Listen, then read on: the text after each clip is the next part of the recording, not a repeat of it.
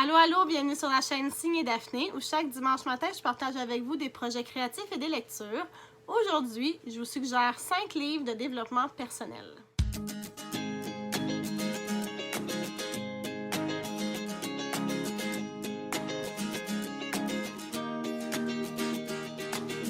Bonjour tout le monde, je suis contente de vous retrouver aujourd'hui. Merci d'être là, de m'accompagner dans cette vidéo. Alors, comme je l'ai dit en introduction, aujourd'hui, je vais vous présenter 5 livres de développement personnel que j'ai beaucoup aimés. Alors là, première chose, si vous n'êtes pas du genre développement personnel, c'est bien correct. Si ça ne vous tente pas d'entendre parler de livres de développement personnel, c'est pas votre tasse de thé, il n'y a pas de problème. Sautez cette vidéo-là, je ne vous en voudrais pas. Mais si c'est quelque chose qui vous intéresse, l'amélioration de soi ou dans le fond, la croissance personnelle, alors cette vidéo est pour vous. Personnellement, moi, ça fait quelques années que le développement personnel, la croissance personnelle font partie de ma vie. Je vous dirais que j'ai toujours été une personne assez spirituelle, mais pas dans le sens religieux du terme, là, comme on l'entend. Mais quelqu'un qui était très... je suis quelqu'un qui est très à l'écoute de mes émotions, très à l'écoute de mon instinct. Puis, je me suis toujours beaucoup interrogée sur comment je pourrais m'améliorer, sur ce qui se passe au niveau psychologique, etc. Donc, comment vivre une meilleure vie, comment être mieux dans ma peau, etc., etc. Donc, c'est pour ça que les livres de développement personnel m'ont souvent interpellée. Ils sont pas tous bons, on va se le dire. Hein? Il y a bien de la cochonnerie là, qui est publiée à chaque année par des gens. Il y a des affaires qui ont simplement pas de bon sens. Mais à travers les années, j'ai aussi trouvé des petites pépites d'or que j'ai beaucoup aimées. Et je voulais vous les présenter aujourd'hui. Je voulais commencer par quelque chose d'assez basique là, qui est The Compound Effect de Darren Hardy. Ça a été traduit sous le titre de l'effet cumulé. Ça a été publié en 2010 et dans le fond, dans The Compound Effect, l'effet cumulé, on nous parle tout simplement d'un principe qui fait tellement de sens que c'est sûr que tout le monde le sait, mais des fois, on a besoin de se le faire dire. Dans le fond, dans l'effet cumulé, Darren Hardy nous parle de comment nos choix, aussi petits qu'ils soient, peuvent venir changer notre vie dans le positif ou dans le négatif au fil du temps. C'est pas sorcier, le bref, c'est l'idée que chaque petit geste qu'on fait peut mener à de grands changements.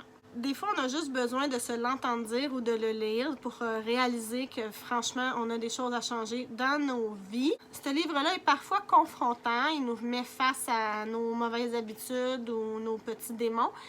Mais c'est super utile, puis c'est surtout du gros bon sens pour tous les aspects de la vie, là. Et puis Darren Hardy nous donne plein d'exemples, plein d'exercices à faire pour arriver à changer nos vies. Ça peut être au niveau monétaire, au niveau de nos relations interpersonnelles, avec nos amis, avec notre famille, avec notre conjointe.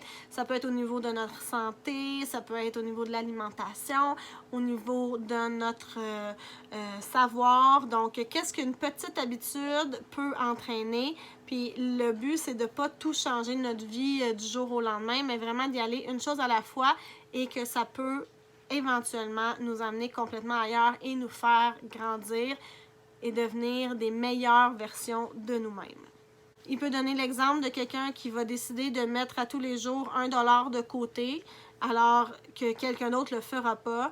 La différence au bout de 20 ans va être énorme. La personne qui va avoir mis $1 de côté va être beaucoup plus riche et va pouvoir avoir plus de liberté que quelqu'un qui a toujours dépensé puis qui va être resté au même niveau ou même qui va avoir régressé. Donc, l'effet cumulé, je vous le conseille vraiment. C'est c'est dans le concret. Plein d'exercices là-dedans. Ça vaut de l'or. Puis moi, mes livres de développement personnel, j'aime les acheter parce que j'aime surligner à l'intérieur. Donc, je peux pas vous montrer, là, mais peut-être voyez-vous, là, il y a plein de jaune dans ce livre-là parce que quand je les lis, je surligne et je les garde pour pouvoir les reconsulter par après. Le deuxième livre dont je vais vous parler, c'est You Are a Badass de Jen Sincero, qui a été traduit en français sous le titre Tu vas tout déchirer, qui est, d'après moi, un titre de schnout, mais que voulez-vous? J'ai pas de contrôle là-dessus. C'est paru en 2013 et dans ce roman-là, Jen Shinjiro elle parle beaucoup d'elle, de son histoire personnelle. Elle nous donne aussi plein d'histoires de gens qu'elle connaît, qu'elle a croisés au fil de ses aventures. Elle veut surtout nous enseigner à arrêter de croire aux limites qu'on se fixe nous-mêmes, que ce soit au niveau de notre carrière, au niveau de notre vie amoureuse, au niveau de nos finances, au niveau de ce qu'on est capable de faire pour s'en libérer. Et son livre est écrit d'une façon pour que ça soit divertissant, drôle, le vocabulaire est super actuel. Je me suis beaucoup retrouvée dans ce livre-là. Il y a beaucoup d'exercices, encore une fois, qui nous sont proposés par l'auteur. Et puis, je l'ai tellement aimé, pour tout vous dire, qu'en fait, je l'avais d'abord pris à la bibliothèque, puis je voulais le relire et je voulais pouvoir écrire dedans. Alors, je l'ai acheté finalement et j'ai même acheté la suite qui est You Are a Badass at Making Money, qui se focus plus sur l'aspect financier. Et puis, dans le fond, c'est pour aider, surtout pour les femmes. Là, on va s'avouer que c'est pas tout à fait les hommes qui sont le public cible de cet auteur-là, mais c'est pour que les femmes arrêtent de se dire qu'elles sont pas capables de le faire, arrêtent de se mettre des limites, d'y croire fermement pour pouvoir enfin atteindre leur plein potentiel. Donc, j'ai adoré ce livre-là et je le recommande encore une fois énormément. C'est un livre où il y a un petit peu quand même un aspect spirituel, un petit peu wou-wou avec la manifestation. Personnellement, c'est quelque chose à laquelle je crois beaucoup, la manifestation, le pouvoir de l'esprit. Si ça ne vous rejoint pas, c'est correct encore une fois, vous n'êtes pas obligé, mais si c'est quelque chose qui vous parle, n'hésitez pas. Le troisième livre dont je vais vous parler, c'est The Miracle Morning de Hal Elrod, qui a été traduit par Tout se joue avant 8 heures. C'est paru en 2006 et ça, je vous dis, c'est un livre qui a changé ma vie. Je l'ai lu il y a un peu plus de 3 ans. Puis, en fait, ce que Hal Elrod fait dans ce roman-là, c'est qu'il nous explique sa routine matinale pour bien partir sa journée, mais pour aussi, par le fait même, changer sa vie. Lui, Hal Elrod, il a eu une espèce de parcours de fou. Là. Il est devenu millionnaire, il a fait faillite, il est redevenu millionnaire, il a fait faillite, il a été malade. En tout cas, puis il a toujours gardé une espèce de foi en la vie, foi en lui-même. Puis, il a mis sur pied, mettons, le Miracle Morning, là, le matin miracle, qui consiste en 6 étapes. Il appelle ça les Savers. Donc, S-A-V-E-R-S pour silence, affirmation, visualisation, exercice, reading, donc lecture, et scripting, donc écriture. Donc, ce sont 6 étapes qu'il conseille de faire à chaque matin en se réveillant pour partir la journée du bon pied. Mais ce sont 6 gestes qui se retrouvent dans tout un tas de livres de développement personnel que tout le monde conseille de faire. Donc, le silence, en fait, c'est la méditation. On sait que c'est très à la mode, la méditation. Il y a plus en plus de gens qui s'y adonnent. La même chose pour la visualisation. Les athlètes le savent depuis des dizaines et des dizaines d'années à quel point ça peut être puissant. Les affirmations, se parler à nous-mêmes pour faire taire nos petites voix négatives.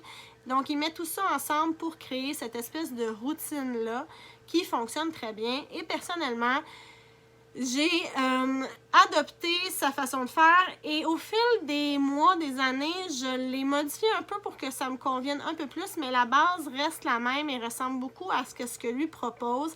Et vraiment, vraiment, ma vie a énormément changé, comme du tout au tout, depuis que j'ai commencé à faire le Miracle Morning. Puis, je vous dirais que c'est juste du positif là, qui m'est arrivé. Donc, si ça vous tente d'essayer, le Miracle Morning est là pour vous. Le quatrième livre dont je vais vous parler, c'est Comme par magie d'Elizabeth Gilbert. C'est paru en 2015 et Elizabeth Gilbert, vous la connaissez peut-être, c'est l'auteur de Eat, Pray, Love, donc Mange, Prie, Aime, c'est écrit ici. Et puis, ça, c'est pas du tout un roman comme Mange, Prie, Aime, c'est vraiment un livre de croissance personnelle. Elle parle beaucoup d'elle-même. Dans le fond, la prémisse de ce livre-là, c'est que les idées voyagent, se promènent et il faut les saisir. Donc, c'est vraiment un livre sur la créativité. Je le conseille à tous les gens qui utilisent la créativité dans leur quotidien ou dans leur carrière, que ce soit pour peindre, pour écrire, pour composer de la musique, etc. Donc, Elizabeth Gilbert, ce qu'elle dit, c'est que les idées se promènent, puis il faut les saisir. faut les attraper. Elles choisissent leur personne, les idées, et il faut simplement ne pas avoir peur de les saisir et de se lancer. Parce que des fois, on veut créer, mais tout ce qui nous retient, c'est la peur. Est-ce que je vais être capable d'aller jusqu'au bout? Est-ce que ça va être bon? Est-ce que les gens vont aimer ça? Est-ce que ça va être une perte de temps? Elizabeth Gilbert, elle, dans ce livre-là, elle nous conseille de mettre tout ça à la poubelle, là, toutes ces espèces de croyances-là, puis d'y aller, de foncer, de croire en nous et de ne pas abandonner ces idées-là qui viennent vers nous avec toute la confiance qu'elles ont. C'est un peu spécial là, comme concept, on se l'avoue, là. Ça personnifie les idées, mais moi, ça m'a beaucoup parlé, puis j'ai trouvé que c'était excellent pour me donner le petit coup de pied dans le derrière là, dont j'avais besoin. Ça adresse quand même un très bon portrait de la vie d'un créateur. C'est très réaliste. Elle ne parle pas que c'est magique, là, que l'idée va arriver, puis pouf, tout va être parfait. Non, il faut travailler, il faut être persévérant, il faut être constant. Mais le message, c'est vraiment faites-le. Ayez confiance en vous et faites-le. Vous ne perdez rien à le faire, puis vous pouvez juste grandir là-dedans. Ça se lit vite, le style est super intéressant, c'est amusant, les anecdotes sont super intéressantes, je me suis beaucoup reconnue et puis ça m'a donné, c'est ça, comme je disais, le petit coup de pied dans le derrière qu'il me fallait pour me lancer au niveau de la créativité, au niveau de l'écriture, mais surtout au niveau de cette chaîne signée Daphné et des projets créatifs. Donc, c'est ça, c'est un roman que je comprends pas, c'est pas un roman. C'est un livre que je conseille à tous les créateurs qui ont besoin de se faire rassurer un petit peu, puis aussi de se faire bousculer. Et le dernier livre dont je vais vous parler, c'est Be Your Own #Goals de Kristen Martin. Donc, Kristen Martin, c'est une auteure indépendante. C'est une YouTubeuse. C'est quelqu'un que je suis depuis plusieurs années qui fait plein de vidéos justement sur l'écriture. Elle a publié des romans. Et c'est une femme qui, au fil des ans, a réussi à laisser sa job traditionnelle de 9 à 5 dans un bureau pour se consacrer à sa carrière d'auteur et d'entrepreneur créative. Donc, elle crée du contenu, elle écrit des livres, elle écrit des romans, elle fait des webinaires, des formations, etc. Et puis, dans ce livre-là, elle nous parle de son parcours. Moi, personnellement, Kristen Martin, je la trouve vraiment formidable. Je trouve que c'est comme un exemple à suivre. Elle est super productive, sa vie a l'air parfaite. Je suis certaine qu'elle n'est pas tout le temps, mais je la trouve très vraie. Puis, dans ce livre-là, elle nous donne plein de conseils pour devenir celle qu'on veut être, pour améliorer notre façon de voir la vie, de nous percevoir sous une lumière plus positive. Elle aussi, elle parle de manifestation, de visualisation. Dans son livre, elle nous parle de son parcours à elle pour pouvoir nous aider, dans le fond, à croire en nous, en nos capacités.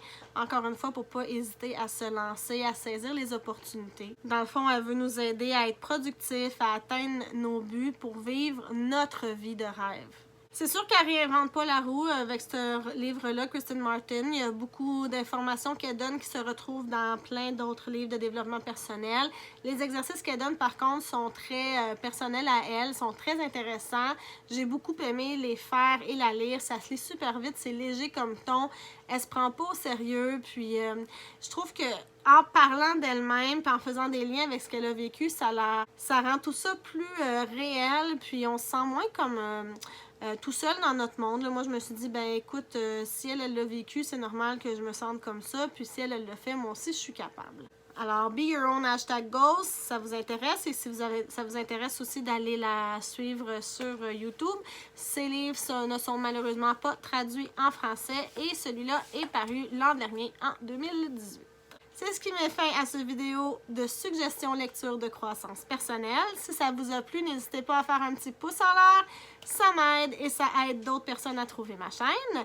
Venez m'indiquer dans les commentaires quelles sont vos lectures de développement personnel préférées. N'oubliez pas de vous abonner pour ne rien manquer. Toutes les informations sur les livres dont j'ai parlé vont se retrouver dans la boîte de description juste en bas, ainsi que les informations pour venir me rejoindre sur les réseaux sociaux. Merci encore une fois d'avoir été là. À bientôt! Bye bye!